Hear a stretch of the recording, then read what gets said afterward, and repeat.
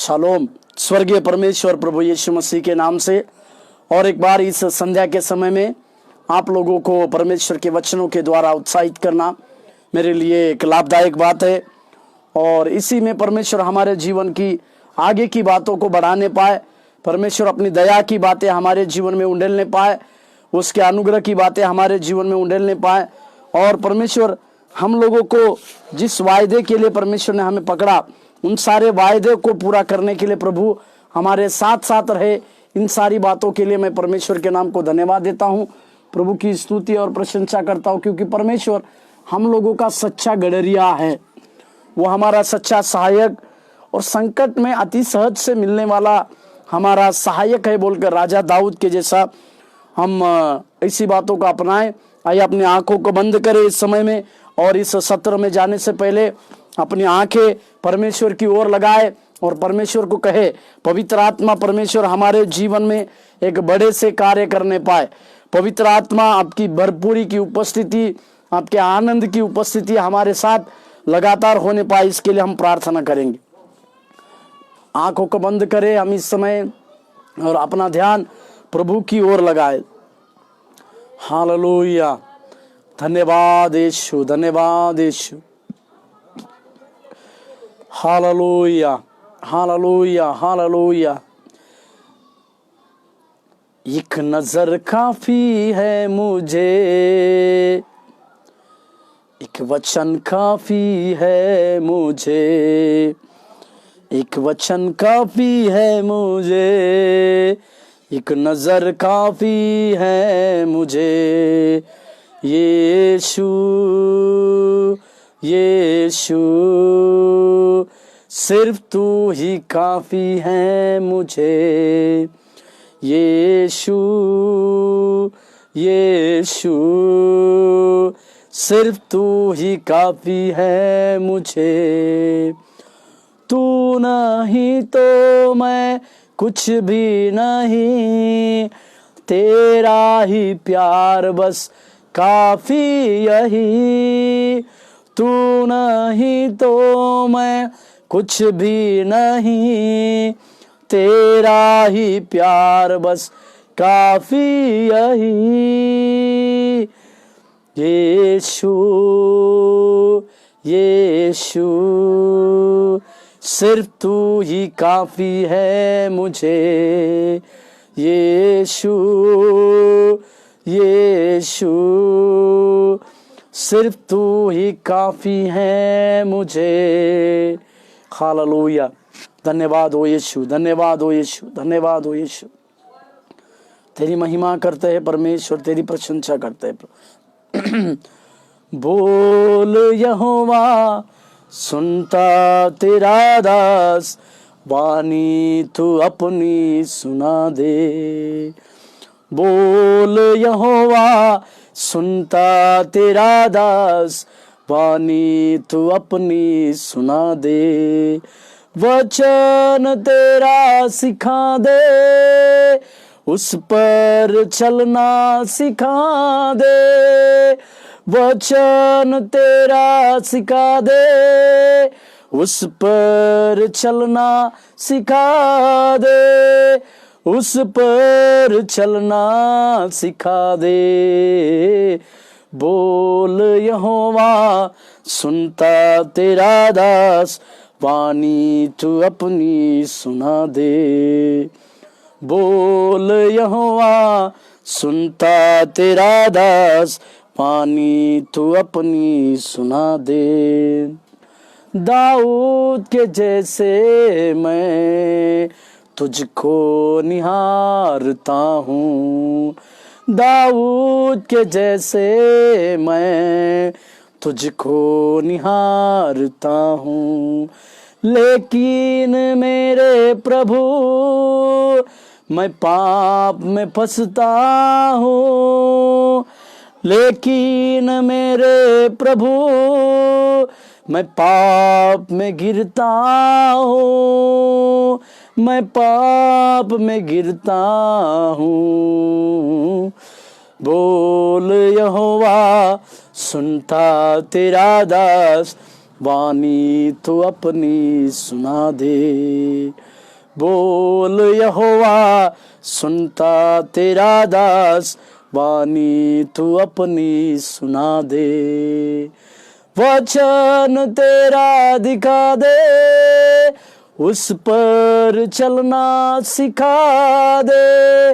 वचन तेरा दिखा दे, उस पर चलना सिखा दे। उस पर चलना सिखा दे। बोल यहोवा, सुनता तेरा दास, वाणी तू अपनी सुना दे। यस लॉर्ड, धन्यवाद यीशु, धन्यवाद हो प्रभु, धन्यवाद हो प्रभु, धन्यवाद हो परमेश्वर। तेरे नाम की महिमा हम करते हैं राजा, धन्यवाद देते प्रभु, धन्यवाद हो प्रभु, धन्यवाद हो प्रभु। ओ हालेलुया। तू ही चला, तू ही दिखा, तू ही मुझे जीना सिखा। तू ही चला, तू ही दिखा, तू ही मुझे जीना सिखा। पवित्र आत्मा तू मुझे अपनी राह दिखा। पवित्र आत्मा तू मुझे अपनी राह दिखा। कैसे करूं मैं ये प्रार्थना, कैसे करूं मैं आराधना, कैसे वचन को मैं जानूंगा, तेरी महिमा मैं गाऊंगा। कुछ भी नहीं है मुझको पता, पवित्र आत्मा तू बता। कुछ भी नहीं है मुझको पता, पवित्र आत्मा तू सिखा। तू ही चला, तू ही दिखा, तू ही मुझे जीना सिखा। पवित्र आत्मा तू मुझे अपनी राह दिखा, अपनी राह दिखा, अपनी राह दिखा। स्वर्गीय परमेश्वर प्रभु, पवित्र आत्मा तेरी उपस्थिति और तेरी भरपूरी के साथ हमें आगे की ओर ले चलने पाए। पवित्र आत्मा परमेश्वर हम सबों से बातचीत करने पाए। तेरे अभिषेक और तेरे अनुग्रह की बातें हमारे जीवन में उंडेल कर प्रभु तेरे नाम की महिमा को तू लेने पाए। आशीष कर, यीशु के नाम से मांगते, आमीन। और एक बार प्रभु यीशु मसीह के नाम से मैं आप सब लोगों को धन्यवाद देता हूं। खासतौर से इस हमारे मसीह में प्रिय मित्र न्यूटन जी के लिए मैं धन्यवाद देता हूं, क्योंकि उनके द्वारा परमेश्वर के इस प्रकार के वचनों को कहना या वचनों को बांटना मेरे लिए एक लाभदायक बात है। इसी के लिए परमेश्वर की दया और परमेश्वर के अनुग्रह के द्वारा हम इस बातों को कह पाते हैं। और आज आपके सम्मुख में आपके सम्मुख में परमेश्वर के वचनों को कहना, परमेश्वर की बातों को बताना, ये मेरे लिए एक लाभ की बात है, मेरे लिए एक सौभाग्य की बात है। मैं आज जिस विषय के बारे में आपके लिए प्रचार करने पर प्रभु की पवित्र आत्मा के द्वारा खड़ा हूं, वो है 4 प्रकार के अलौकिक आनंद के बारे में। हालेलुया। हम सब लोग जानते हैं फिलिप्पियुस का पत्री उसके 4 अध्याय के 4 पद में प्रेरित पौलुस ने इस प्रकार से लिखा, प्रभु में आनंद करो। मैं तुमसे फिर से कहता हूं, प्रभु में आनंद करो। हालेलुया। इसका मतलब क्या है? हमारे जीवन में आनंद एक भरपूरी की बातें है। हालेलुया। इसी के लिए हमें परमेश्वर के कार्य करते समय हर दिन हमारे जीवन में एक आनंद को महसूस करना चाहिए, क्योंकि हमारा आनंद हमारे शत्रुओं के लिए एक सबसे बड़ी हार है, या हम आनंदित रहना हमारे विरोधियों की एक सबसे बड़ी हार है। इसी के लिए हमारे जीवन में हमें इस प्रकार से आनंद की अपेक्षा करनी चाहिए और आनंद के साथ, या आनंद की भरपूरी के साथ हमें प्रभु के वचनों को बांटना है, परमेश्वर की सेवकाई करना है। मेरे साथ सबसे पहले एक वचन को पढ़ लीजिएगा आप, पहला पतरस की पत्री 1 अध्याय के 6 वचन। पहला पतरस 1 का 6, पहला पतरस 1 अध्याय के 6 वचन। इस कारण तुम मगन होते हो, यद्यपि आवश्यक है कि अभी कुछ दिन के लिए नाना प्रकार की परीक्षाओं के कारण दुख में हो। हालेलुया। दो बातों को यहां प्रेरित पतरस लिखता है। पतरस के जीवन से हम इस बात को सीखते हैं। सबसे पहली बात, पतरस इस बात के ऊपर जोर देता है, तुम मगन होते हो। मगन का मतलब आनंदित होते हो, अर्थात आनंद की बातों को पतरस कहता है। और साथ ही ये आनंद हमें कब मनाना है इसके बारे में उसने कहा उसी के 6 वचन में, जब हम नाना प्रकार की परीक्षाएं में होते हैं, नाना प्रकार के दुखों में होते हैं, तो हमें मगन होने की आवश्यकता है, आनंदित होने की आवश्यकता है। और इसी प्रकार से हम हमारे जीवन को आनंदित रखे परमेश्वर के सम्मुख जब आते हैं तो प्रभु हमारे जीवन में और अद्भुत से अद्भुत कार्य को करता है और अद्भुत से अद्भुत बातें परमेश्वर हमारे जीवन में लाता है। इस विषय को हमें समझने की आवश्यकता है। यही अलौकिक आनंद की बातें हमारे जीवन में होने की आवश्यकता है। और एक बात मैं यहां पर जोड़ना चाहता हूं, एक सच्चे मसीह होने के अनेक चिन्ह के साथ एक मसीह में आत्मिक आनंद होना जरूरी है। हालेलुया। मसीह के, जब हम मसीह में रहते हैं तो कई एक प्रकार के चिन्ह हमारे पास होते हैं, परंतु हमें उस चिन्ह के दौरान हमें आत्मिक आनंद रहने की आवश्यकता है। आत्मिक आनंद जो है हमारे ये आत्मिक आनंद मतलब ये दुनियादारी देती है उस प्रकार का आनंद नहीं, परंतु हमारे अंदर परमेश्वर का एक आत्मिक आनंद होने की आवश्यकता है। या इसका मतलब मैं इस प्रकार से कहूं कि यह आनंद व प्रसन्नता नहीं जो सब ठीक होने से हमारे मन से निकलती है।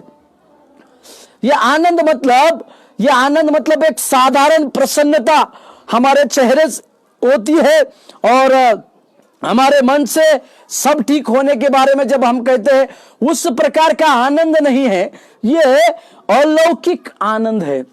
जब हम संकट में होते हैं, जब हम दुख में होते हैं, जब हम नाना प्रकार की परीक्षाओं में होते हैं, तो हमारे जीवन में इस बात को हमें समझने की आवश्यकता है कि हमें हमारे जीवन में परीक्षाओं में एक अलौकिक आनंद के साथ जीने की आवश्यकता है। मेरे साथ कुछ वचनों को पढ़िए, आपको पता चलेगा।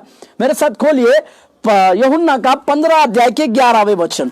यूहन्ना रचित सुसमाचार उसके 15 अध्याय के 11वें पद, 15 का 11। हालेलुया। मैंने ये बातें तुमसे इसीलिए कही कि मेरा आनंद तुम में बना रहे और तुम्हारा आनंद पूरा हो जाए। हालेलुया। यहां यीशु मसीह एक सफाई से बात पूरी करते हैं कि तुम्हारा आनंद पूरा हो जाए, यानी प्रभु यीशु, और ये भी कहते हैं कि परमेश्वर के आनंद में हम पूरी रीति से भरे हो। परमेश्वर के आनंद में हम पूरी रीति से होने पाए, या परमेश्वर के आनंद में हम, जब परमेश्वर के आनंद में हम बने रहते हैं तो हमारा वो आनंद परमेश्वर पूरी करता है।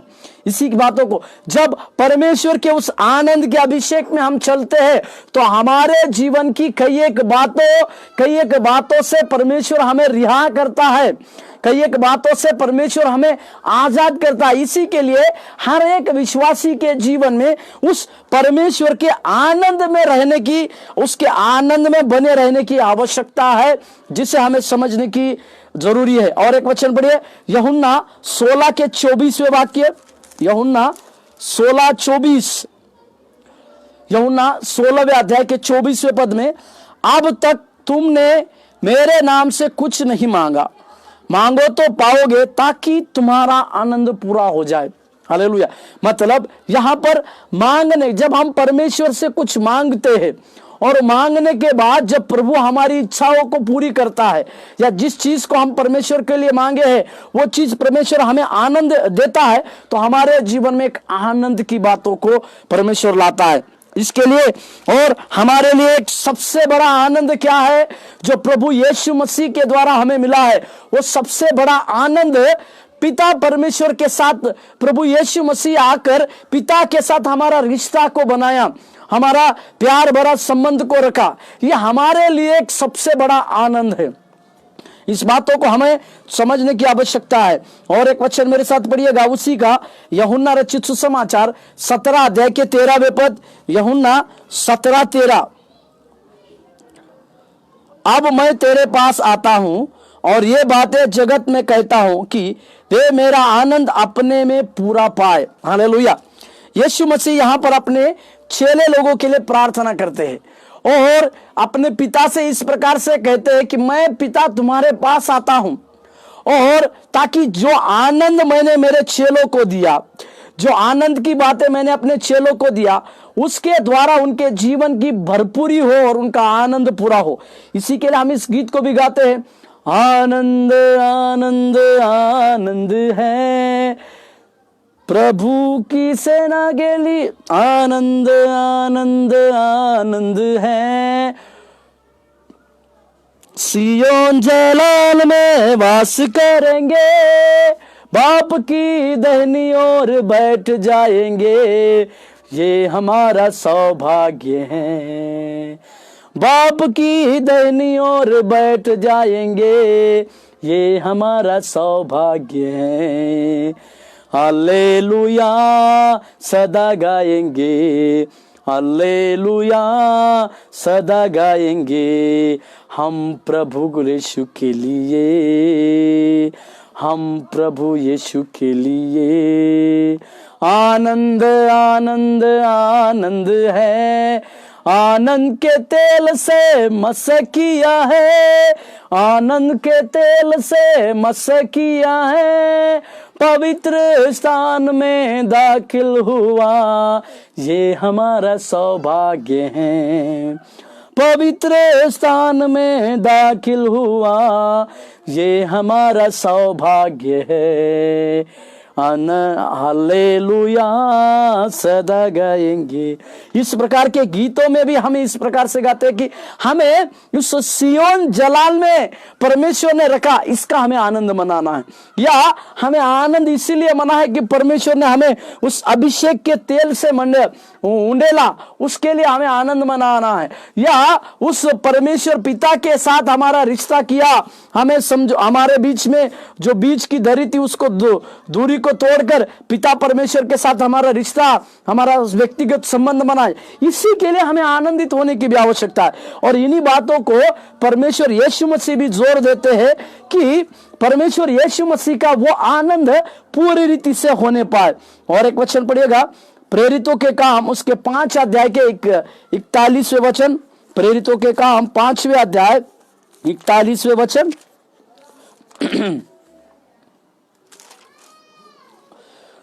41वां पद इस प्रकार से कहता है, वे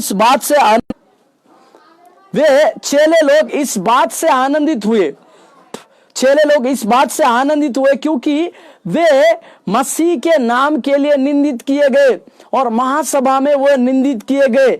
इसी के लिए जब हम निंदित होते हैं, जब परीक्षाओं का सामना करते, तो हमें एक आनंद के साथ रहने की आवश्यकता है। और इस आनंद की भरपूरी हमें प्रभु यीशु मसीह के पास मिलती है। और परमेश्वर इसी प्रकार की भरपूरी की बातें हमारे जीवन में दिन ब दिन उंडेले, इसी प्रकार के हमारे जीवन की सबसे बड़ी अपेक्षा होने की आवश्यकता है। और कुछ वचनों को अगर हम देखेंगे तो उसी का प्रेरितों के काम उसके 8वें अध्याय के 39वें पद, प्रेरितों के काम उसके 8वें अध्याय के 39वें पद में भी एक प्रकार का आनंद। प्रेरितों के काम 8वें अध्याय के 39वें पद,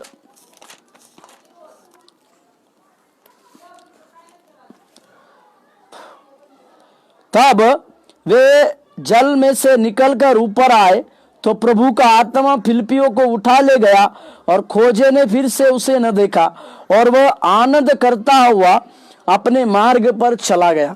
इस घटना को हम अद्भुत घटना कहते हैं।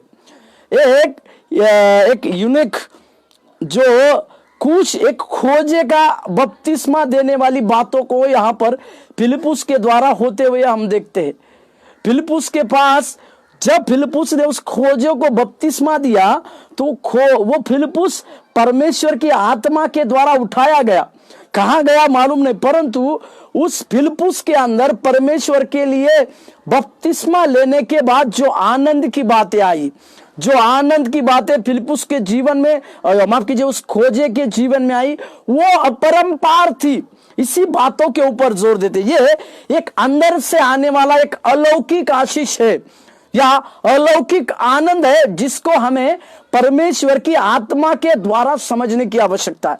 और इसी प्रकार के अलौकिक आनंद देने के लिए ही परमेश्वर हमारे जीवन में बहुतायत से कार्य करना और बहुतायत से उसकी बातों को देना जानता है और उसके बारे में हम समझने की आवश्यकता है। एक वचन पढ़िएगा, प्रेरितों के काम उसके 16 अध्याय के 34वें वाक्य।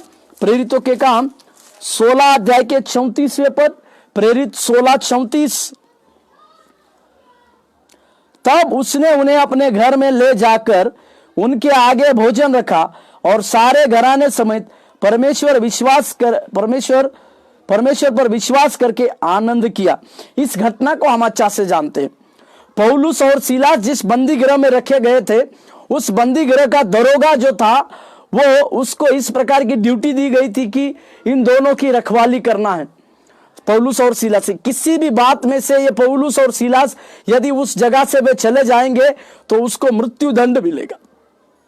परंतु परमेश्वर ने एक अलौकिक उपस्थिति के साथ, जब ये भजन और गीत गा रहे थे तो अलौकिक उपस्थिति के साथ भूकंप को लाया और पौलुस और सीलास आजाद हो गए। तो इस दरोगा ने इस प्रकार से अनुमान लगाया कि शायद ये दोनों भाग गए, इसी के लिए वो अपने जीवन को घात करना चाहता था। परंतु पौलुस ने उसकी ढाढ़स को किया और कहा कि अपने को घात मत करो, हम यही है।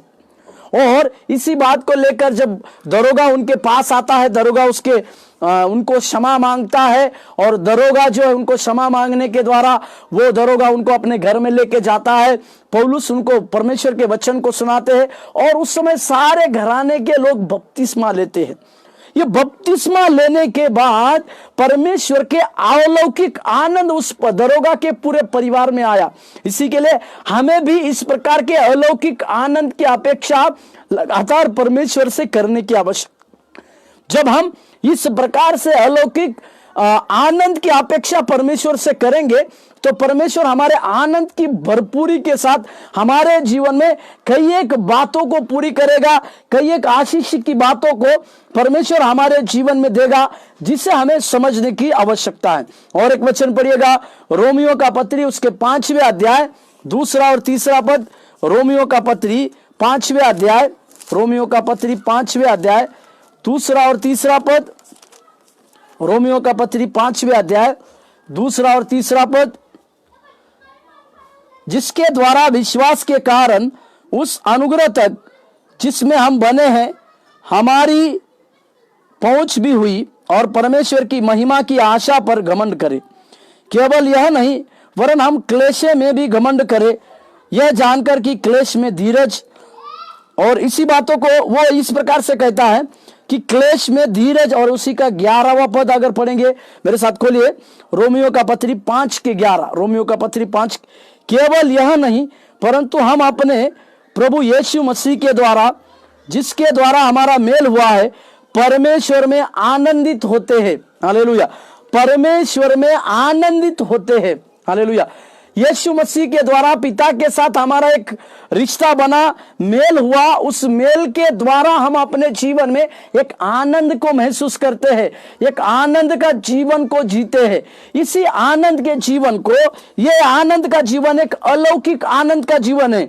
मैं 4 प्रकार के आनंद के विषय में आपको कहने पर हूं।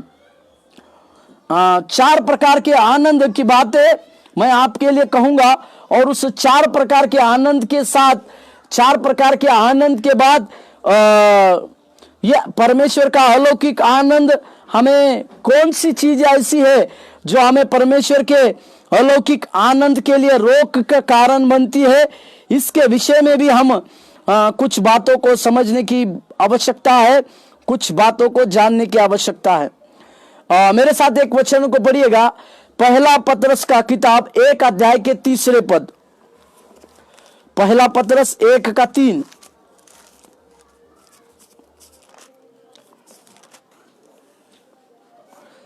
पहला पतरस 1। ये 4 प्रकार के आनंद को हम देखते हैं, और इस 4 प्रकार के आनंद के साथ ये 4 प्रकार के अलौकिक आनंद और इस आनंद को रोकने वाली 4 चीजों को भी हम देखेंगे। सबसे पहले ये 4 प्रकार के आनंद को हम देखने पर है, मेरे साथ खोलिएगा पहला पतरस का पत्री, उसके पहले अध्याय वचन 3। हमारे प्रभु यीशु मसीह के परमेश्वर और पिता का धन्यवाद हो, जिसने यीशु मसीह के मरे हुए में से जी उठने के द्वारा अपनी बड़ी दया से हमें जीवित आशा के लिए नया जन्म अर्थात एक अविनाशी और निर्मल और अजर मिरास के लिए जो तुम्हारे लिए स्वर्ग में रखी है। यह पहला पतरस 4 प्रकार के अलौकिक आनंद के बारे में मैं आपको इसी के लिए कहूं, इस प्रकार से कहूं, 4 प्रकार के अलौकिक आनंद पहला पतरस की पत्री 1 अध्याय 3 वचन और 4 वचन में पाया गया। सबसे पहला आनंद, अलौकिक आनंद कब होता है? जब हमारा नया जन्म प्राप्त होता है। जब हम नया जन्म को प्राप्त करते तो नए जन्म के द्वारा हमारे अंदर एक अलौकिक आनंद प्राप्त होता है, क्योंकि हम सब लोग जानते हैं यीशु मसीह ने भी 30वीं उम्र में यूहन्ना बपतिस्मा दाता के हाथों से बपतिस्मा लिया, मतलब नया जन्म की बातों को लिया। और यीशु मसीह ने अपनी शिक्षा में निकोदेमुस को इस बारे में कहा। निकोदेमुस को यीशु मसीह ने कहा, यूहन्ना के समाचार उसके 3 अध्याय के 5वें पद, यीशु ने उत्तर दिया, मैं तुमसे सच सच कहता हूं, जब तक कोई मनुष्य जल और आत्मा से ना जन्मे तो वह परमेश्वर के राज्य में प्रवेश नहीं कर सकता। अलौकिक आनंद अगर हमें प्राप्त करना है, नया जन्म पाने के द्वारा हम परमेश्वर के राज्य में प्रवेश कर सकते हैं, प्रवेश करते हैं, और इसी के साथ एक अलौकिक आनंद के भागीदारी भी हम होते हैं। इसके लिए हमें इस बात को समझना चाहिए, सबसे पहला अलौकिक आनंद का प्रकार में नया जन्म। जो लोग हम नए जन्म लेते हैं तो हमारे जीवन में पुरानी बातें चली जाती है और नई बातें आती है। इसी के लिए फिर कुरिन्थियों का, मेरे साथ एक वचन पढ़े, कुरिन्थियों का पत्री, 2 कुरिन्थियों का पत्री उसके 5वें अध्याय 27वें पद में पौलुस ने भी कहा, 2 कुरिन्थियों का पत्री 5:27, इसीलिए यदि कोई मसीह में है तो नई सृष्टि है, पुरानी बातें बीत गई है, देखो सब बातें नई हो गई है। जो मसीह में है, इसका मतलब जो यीशु मसीह में है, यीशु मसीह के नए जन्म का अनुभव जिनके जीवन में होता है, वे सब नई सृष्टि है। और जब हमें नई सृष्टि बनना है तो हमें नए जन्म के अनुभव को चाहिए, और ये नया जन्म होने के द्वारा हमारे जीवन में एक अलौकिक आनंद चले आता है। और दूसरा, उसी के पहला पतरस के पहले अध्याय के 3 और 4 वचन में जीवित आशा। हालेलुया। प्रभु यीशु मसीह हमारे लिए एक जीवित आशा है, क्योंकि वो हमारे लिए स्वर्ग के उस स्थानों में जगह तैयार करने के लिए गया है, और हमारे लिए एक जीवित आशा यह है कि हम भी उस परमेश्वर के पास एक दिन जरूर जाएंगे। मेरे साथ खोलिए यूहन्ना रचित सुसमाचार उसके 14वें अध्याय,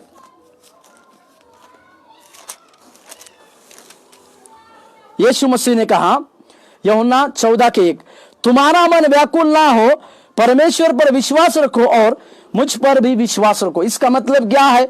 इसका मतलब प्रभु यीशु मसीह हमारे लिए एक जीवित आशा दे रहे हैं।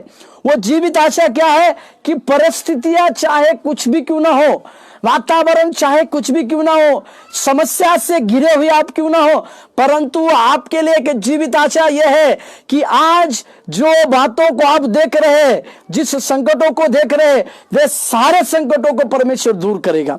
इसी के लिए प्रकाशित वाक्य 22वें अध्याय में, प्रकाशित वाक्य उसके 21 अध्याय,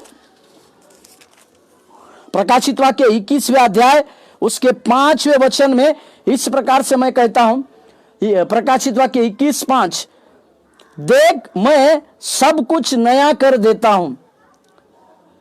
प्रभु हमारे जीवन की हर एक बातें नहीं करना चाहता है, इसके लिए परमेश्वर खुद हमारे लिए एक जीवित आशा है। ये एक अलौकिक बातें है। इस अलौकिक आनंद में ये दूसरा आनंद है कि हमारे लिए प्रभु यीशु मसीह एक जीवित आशा है। तीसरा आनंद, स्वर्ग में रखी भविष्य की मीरास का ज्ञान। हालेलुया। हमारे लिए स्वर्ग में एक मीरास को रखा है, और स्वर्ग में रखा हुआ मीरास का ज्ञान, यानी परमेश्वर के वचन में इस प्रकार से लिखा है, जो प्रभु के वचनों को अध्ययन करते हैं, जो परमेश्वर को जो बुजुर्गों को भी परमेश्वर ज्ञानवान बनाएगा बोलकर परमेश्वर के वचन में लिखा है। एक वचन मेरे साथ खोलिए, पहला कुरिन्थियों के पत्री 1 अध्याय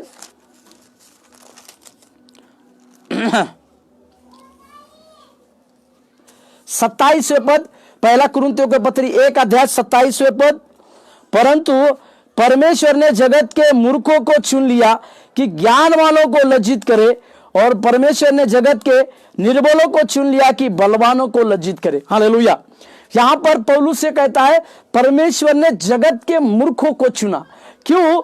तो परमेश्वर के पास इस मूर्खों को चुनकर जो स्वर्ग में मीरास के रूप में, जो स्वर्ग में जो मीरास के रूप में जो परमेश्वर का असीम ज्ञान रखा गया है, वो ज्ञान इस मूर्खों के जीवन में उंडेल कर परमेश्वर ज्ञान वालों को लज्जित करना चाहता है।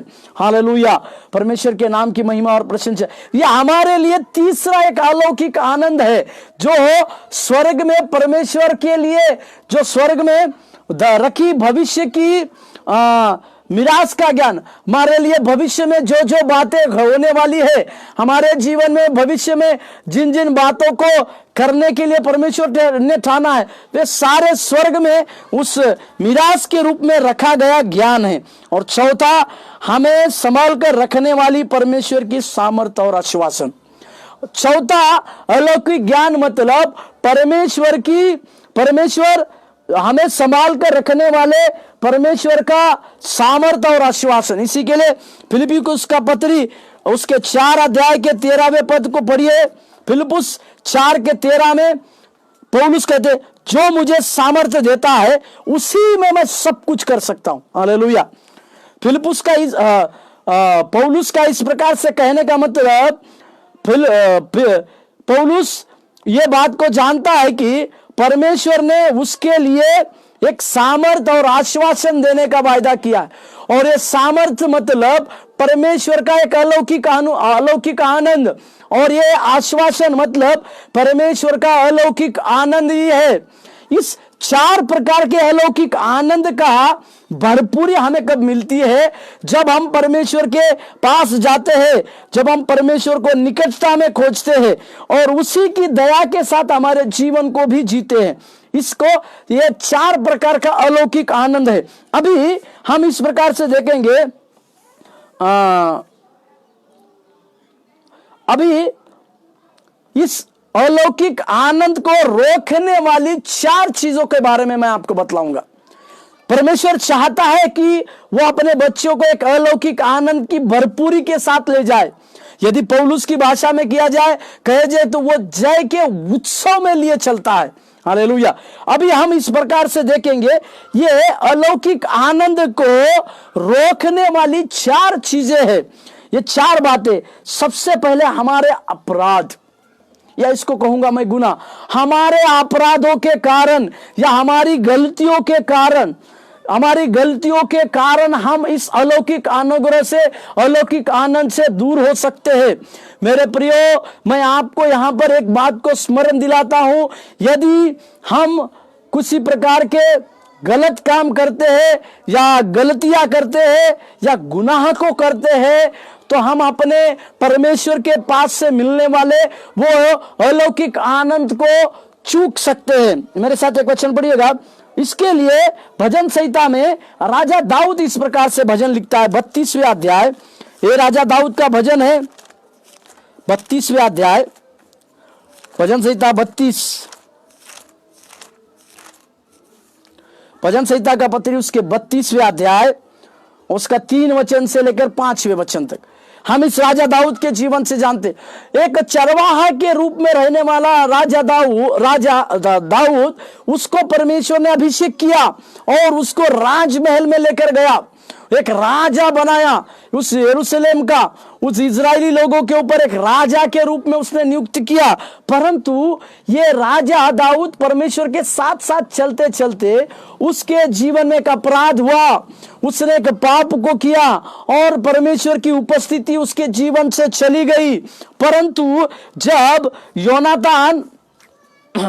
जब उसका मित्र योनातान नबी उसके पास आकर उसको किसी बातों से कहलाया, उसके अपराधों के बारे में कहा, तब राजा दाऊद भजन संहिता 32, भजन संहिता 51 ये एक गीत को लिखकर परमेश्वर के लिए माफी मांगता है। वो इस प्रकार से कहता है 32 उसके 2,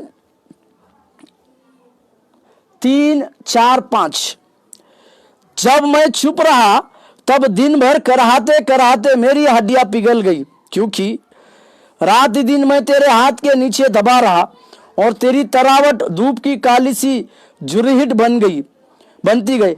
जब मैंने अपना पाप तुझ पर प्रकट किया और अपना अधर्म न छुपाया और कहा मैं यहोवा के सामने अपने अपराध को मान लूंगा, तब तूने मेरे अधर्म और पाप को क्षमा कर दिया। हालेलुया।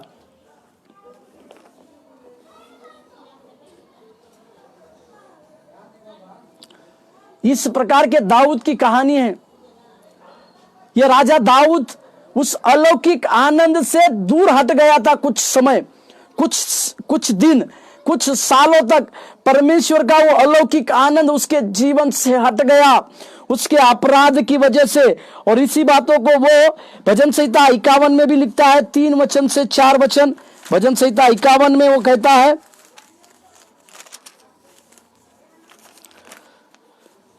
मैं तो अपने अपराधों को जानता हूं और मेरा पाप निरंतर मेरी दृष्टि में रहता है। मैंने केवल तेरे ही विरुद्ध पाप किया और जो तेरी दृष्टि में बुरा है वही किया है, ताकि तू बोलने में धर्मी और न्याय करने में निष्कलंक ठहरे। Hallelujah, hallelujah. परमेश्वर के नाम की महिमा और प्रशंसा होने पाए। उसी का 51 के 8वें पद को पढ़िए। मुझे हर्ष और आनंद की बातें सुना, जिससे जो हड्डियां तूने तोड़ डाली है वे मगन हो जाए। और एक वचन पढ़िएगा 12वां पद, अपने किए हुए उद्धार का हर्ष मुझे फिर से दे और उदार आत्मा देकर मुझे संभाल। हालेलुया। इस प्रकार राजा दाऊद के जीवन में उसके अपराधों के कारण कुछ समय तक वो अपना अलौकिक आनंद खो बैठा। इसी के लिए हमारे जीवन में इस बात को समझने की आवश्यकता है। ये अलौकिक आनंद हमारे जीवन से किस कारण से खो सकते हैं या किस कारण से अलौकिक आनंद हमारे जीवन से रोका जा सकता है, तो हमारी गलती की चलते, पहला कारण। दूसरा, संदेह। ये संदेह के कारण भी हमारा अलौकिक आनंद रोका जा सकता है। मेरे साथ खोलिए मत्ती रचित सुसमाचार 14वें अध्याय, मत्ती 14वें अध्याय, 14वें अध्याय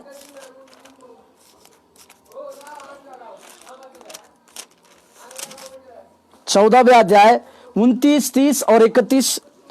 संदेह करने के द्वारा हम अपना अलौकिक आनंद पर रोक लगा सकते हैं, रोक सकता है। 14 अध्याय 29, 30, 31। मत्ती रचित सुसमाचार 14वें अध्याय 29, 30, 31। उसने कहा आ, तब पतरस नाव पर से उतरकर यीशु के पास जाने को पानी पर चलने लगा, पर हवा को देखकर डर गया और जब डूबने लगा तो चिल्लाकर कहा, हे प्रभु मुझे बचा। यीशु ने तुरंत हाथ बढ़ाकर उसे थाम लिया और उससे कहा, हे अल्पविश्वासु, तू क्यों। इस घटना को भी हम अच्छी तरह से जानते हैं। यीशु मसीह पानी पर चलते समय पतरस ने आवाज दिया, यदि प्रभु आप ही है तो मुझे इस पानी पर चलने की आज्ञा दीजिए। और पतरस यीशु मसीह को जब जब देख रहा था तब तब चल रहा था, परंतु जैसे ही उसने हवा को देखा वो डर गया, और डरने के बाद उसको गिरने का अनुभव हो गया और गिरने लगा, और उसने कहा कि प्रभु मैं मरे, हम गिरे जा रहे, मुझको बचाइए। तो यीशु मसीह ने उसको हाथ लेकर उसको उठाया और सबसे पहला एक शब्द को कहा, हे अल्प विश्वासी, तूने संदेह क्यों किया। हालेलुया, परमेश्वर के नाम की महिमा और प्रशंसा होने पाए। इसका मतलब क्या है? अलौकिक आनंद अगर हमारे जीवन में रखना चाहते हैं आप, तो किसी भी प्रकार का संदेह हमारे जीवन में कभी भी उठने ना दे, या किसी भी प्रकार की संदेह की बातें हमें नष्ट कर कर हमें प्रभु की कार्य के लिए आगे बढ़ने की आवश्यकता है। और इस प्रकार से अगर हम आगे बढ़ते हैं तो परमेश्वर की दया, परमेश्वर के अनुग्रह की बातें और परमेश्वर के कार्य हमारे जीवन में सदा बनी रहती है। और एक वचन पढ़िएगा मेरे साथ, लूका 24वें अध्याय 37 और 38। लूका रचित सुसमाचार 24वें अध्याय 37 और 38वें वाक्य। परंतु वे घबरा गए और डर गए और समझे कि हम किसी भूत को देख रहे। उसने उनसे कहा, क्यों घबराते हो और तुम्हारे मन में क्यों संदेह उठते हैं। यीशु मसीह जी उठने के बाद अपने चेलों को दिखाई जाने वाली लूका के द्वारा लिखी गई इस घटना को हम देखते। यीशु मसीह ने अपने चेलों को सबसे पहले कहा था कि वो उनको गलील में मिलेगा। अपने जी उठने के बाद तीसरे दिन यीशु मसीह जी उठने के बाद गलील को मिलेगा बोलकर इन लोगों को कहा गया था। अभी यीशु मसीह उन चेलों के बीच में आ खड़े होते हैं और उनको कहते हैं कि तुम्हें शांति मिले, परंतु हम देखते हैं कि वे घबरा गए और उनके मन में एक प्रकार का संदेह आ रहा था। वे इस प्रकार से सोच रहे थे कि हम भूत तो नहीं देख रहे। मतलब उन्होंने अपने मन में एक संदेह को किया, एक शक को किया। इसी के चलते यीशु ने उन्हें कहा कि तुम्हारे मन में क्यों संदेह उठा या तुम क्यों घबराते हो।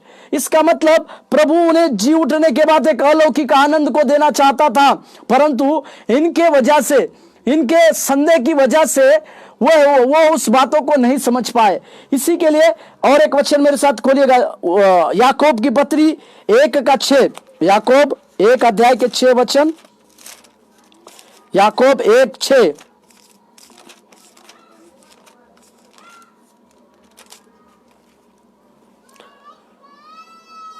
पर विश्वास से मांगे और कुछ संदेह ना करे, क्योंकि संदेह करने वाला समुद्र की लहर के समान है जो हवा से बहती है और उछलती है। हालेलुया। इसका मतलब ये दूसरी बात जो हमें अलौकिक आनंद से रोकती है वो है संदेह।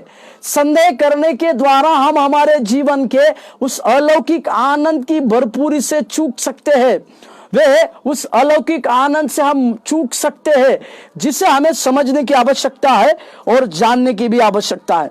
और तीसरा गलत शिक्षा में गिरना एक कारण है। गलत शिक्षा में गिरना, आप जानते होंगे कि हमारे पूरे महाराष्ट्र में कई एक प्रकार के अलग अलग कल्ट पाए जाते हैं। ओनली जीसस हो, यहोवा विटनेस हो, यरूशलेम माता हो, और पानी का बपतिस्मा देना चाहिए कि पानी का बपतिस्मा नहीं देना चाहिए, डुबाकर यीशु मसीह के नाम से बपतिस्मा देना चाहिए कि पिता के नाम से। इस प्रकार की गलत शिक्षा के द्वारा भी हम हमारे जीवन के आनंद को खो बैठेंगे। एक वचन पढ़िएगा, गलतियों के पत्री उसके 3 अध्याय। गलतियों का पत्री उसके 3 अध्याय। गलतियों की पत्री उसके 3 अध्याय 1 वचन से 3 वचन तक। गलत शिक्षा के द्वारा हमारे अलौकिक आनंद के पास भी एक प्रकार की रोक रख सकती है।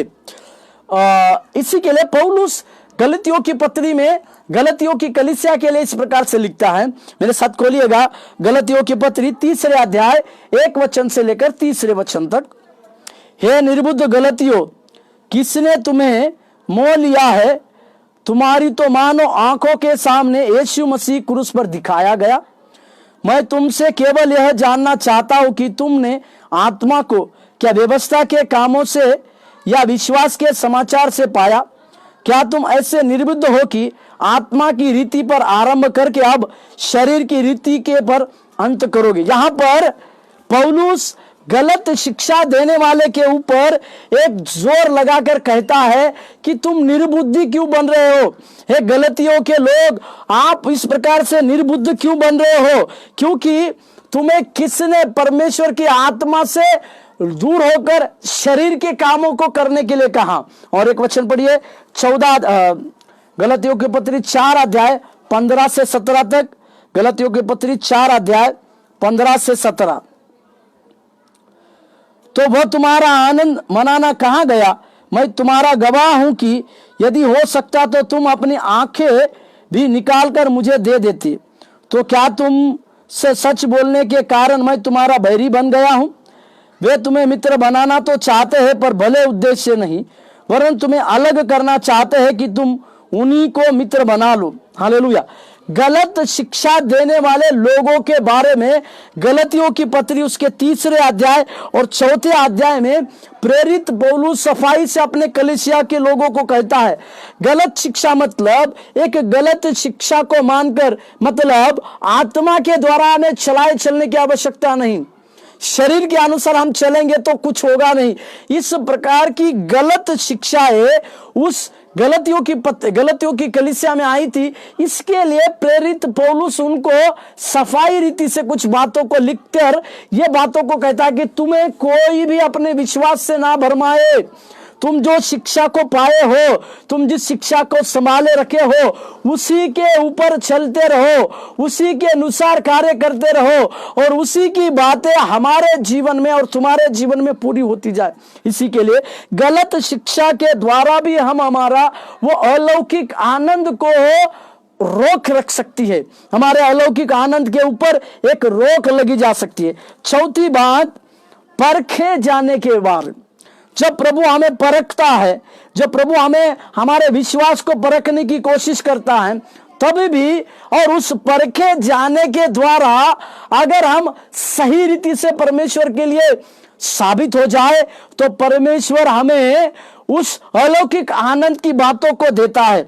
इसके लिए अय्यूब के पत्री में उसके अय्यूब के जीवन की बातों को जब हम देखते हैं तो समझते हैं कि अय्यूब को परमेश्वर के द्वारा परखा गया। अय्यूब इतना धर्मी था, भक्ति था, परमेश्वर का भय मानने वाला व्यक्ति था, परंतु परमेश्वर ने शत्रु को उसके जीवन में संकट लाने के लिए कहा, परंतु उसका प्राण बचाने के लिए कहा। और इसी के लिए शुरुआत से अय्यूब के जीवन की कहानी को अगर हम देखते, उसके पास का सब कुछ चला गया, परंतु उसने कभी भी अपने मुंह से परमेश्वर की निंदा नहीं की। हालेलुया। और उसने अपने दोस्तों के लिए, वचन बतलाती है, जब उसने अपने दोस्तों के लिए प्रार्थना की, जो दोस्त उसको परमेश्वर के विरोध में काम करने के लिए कह रहे थे, जो दोस्त उसको कह रहे थे कि परमेश्वर का विरोधी बन जा, परमेश्वर का विरोध कर, उसकी पत्नी भी उसको विरोध करने के लिए कह रही थी, परंतु वो अंत तक परमेश्वर के उस उद्धार की बातों को थामा रहा, अंत तक परमेश्वर के उस दयावंत की बातों को थामे रहा। इसी के चलते जब परखे जाते हैं हम लोग, तो परमेश्वर के लिए सिद्ध होने की आवश्यकता है। कई एक लोगों के जीवन में परीक्षाएं आती है तो वे उस परीक्षा में सफल नहीं होने के चलते वे अपने जीवन का अलौकिक आनंद रोकते हैं। इसी के लिए मेरे प्रियो, हमें इस बात को समझने की आवश्यकता रहने चाहिए। एक दृढ़ विश्वास और कठोर परख के समय भी आनंदित हो सकते हैं। हमें एक दृढ़ विश्वास हमारे अंदर हो तो जब हमें परखा जा रहा है तब भी हम आनंदित हो सकते हैं। मेरे साथ एक वचन पढ़िएगा, प्रेरितों के काम 5वें अध्याय का 41वें वचन, प्रेरित 5:41।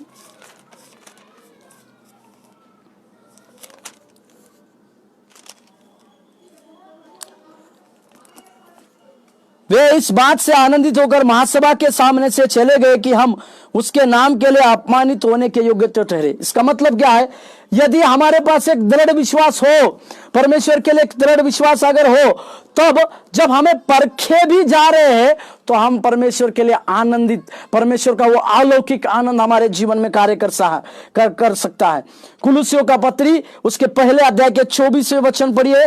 कुलुसियों का पत्री उसके पहले अध्याय के 24वें वचन, कुलुसियों का पत्री 1:24।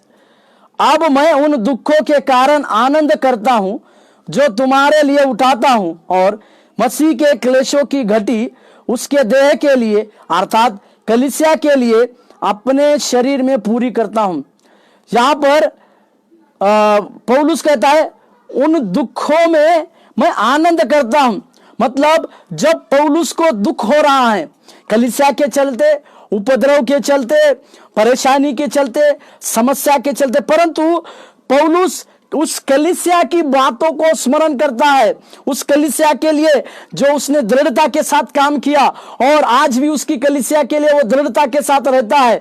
तो उसके दृढ़ विश्वास के अनुसार वो उस परखे जाने के समय में अपने जीवन को आनंदित महसूस करता है। परमेश्वर के नाम की महिमा और प्रशंसा होने पाए। परखे जाने के समय में भी हम अपने आनंदित हो सकते हैं। कब? जब हमारे पास एक दृढ़ विश्वास हो, हमारे पास परमेश्वर के लिए दृढ़ता की बातें हो तब। और एक वचन मेरे साथ खोलिएगा, याकूब के पत्री पहले अध्याय का 2 पद, याकूब 1:2। याकूब 1:2।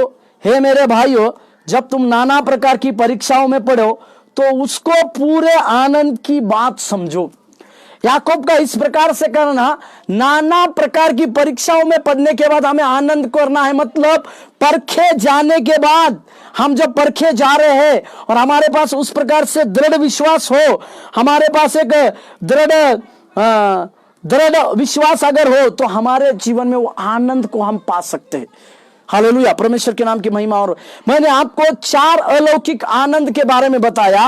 वो पहला आनंद नए जन्म के द्वारा आता है, दूसरे जीवित आशा के द्वारा आता है, तीसरा स्वर्ग में रखी भविष्य की मीरास का ज्ञान के द्वारा आता है, चौथा हमें संभाल कर रखने वाले परमेश्वर की सामर्थ्य और आश्वासन। ये 4 प्रकार के अलौकिक आनंद के बारे में हमने सीखा और इस 4 प्रकार के अलौकिक आनंद को रोकने वाली 4 चीजों को देखा। पहले, हमारा अपराध के कारण हमारे अलौकिक आनंद में रोक लग सकता है, जैसे दाऊद के उदाहरण को हमने देखा। फिर हमारे संदेह करने के द्वारा उस अलौकिक आनंद में रोक हो सकता है। तीसरा, गलत शिक्षा में गिरने के द्वारा हमारे उस अलौकिक आनंद को हम पूरी रीति से भूल सकते हैं। और परखे जाने के द्वारा भी, परखे जाते हैं तो उसके लिए मैंने कहा, अगर हमारे पास दृढ़ विश्वास हो तो अगर हम परखे भी जा रहे हैं तो उसमें भी आनंदित हो सकते हैं।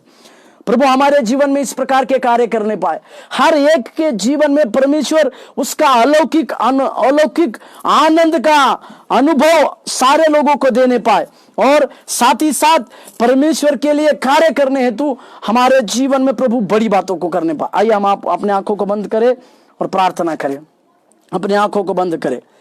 कितना मधुर है तेरा वचन, बरसात मेरे दोनों नयन, दुख जो सहा तूने मेरे कारण, भूलूंगा ना मैं जीवन भर। कितना मधुर है तेरा वचन, बरसात मेरे दोनों नयन, दुख जो सहा तूने मेरे कारण, भूलूंगा ना मैं जीवन भर। हे प्रभु यीशु, कितना प्यारा है तू, हे प्रभु यीशु, सबसे अच्छा है तू। प्रार्थना मैं तुझसे करूं, ओ मेरे प्यारे मसीहा, ओ मेरे प्यारे मसीहा, मेरा ये जीवन तेरे काम आए, यही है मेरी तमन्ना। प्रभु जी, हम स्तुति और धन्यवाद देते हैं परमेश्वर, आप हमारे जीवनों में लगातार बड़े कार्य करने हेतु हम प्रार्थना करते, तेरी दया और अनुग्रह हमारे साथ सदा चलने के लिए भी हम प्रार्थना करते। तो आशीष दे और अनुग्रह दे, यीशु मसीह के नाम से प्रार्थना मांगते, आमीन आमीन। प्रभु आपको आशीष देने पाए। धन्यवाद।